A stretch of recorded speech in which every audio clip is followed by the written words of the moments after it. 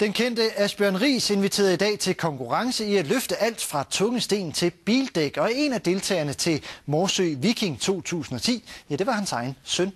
Det er ham her, vi er vant til at se, når vi snakker om den stærke mand Riis. Det blev rigtig ubehageligt, og det blev selvfølgelig med sved, brøn, drøn og action hele vejen igennem. Men i dag er det den yngre udgave af familien, som spiller med musklerne. Ubehageligt og husk, holder i form, spis sådan og tro på dig selv. Ja. Yeah. Kom så, Kasper! Kom så, Kasper! Kasper Myhren Riis er 18 år og vejer 88 kilo. Han løfter sten, der vejer næsten det dobbelte af ham selv. Han har i dag muligheden for at kvalificere sig til DM i stærk mand.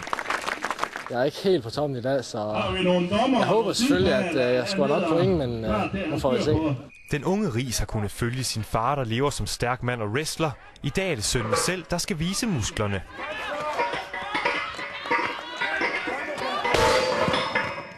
Ja, og vi har 10 sekunder igen. Som altid, så er han en fighter, men han har tabt så let og har haft nogle forkølelse i vinter. Ikke trænet så meget, som han plejer, men han kommer frygteligt tilbage. På trods af, at det karakteristiske hvide skæg og det røde tørklæde mangler, så har Kasper Myhren Riis nogle af de samme drømme som sin far. Ja, det er en af mine drømme at komme til USA og prøve lykken derovre. Men jeg ved så ikke, om det bliver wrestling eller hvad det bliver. Jeg må gøre mig op i stærk mand, og jeg kan godt lide at løfte tunge vægte og konkurrere mod andre, så det er jo altid fedt.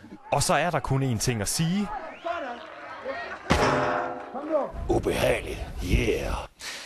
Kasper Riis kvalificerede sig dog ikke til DM denne gang.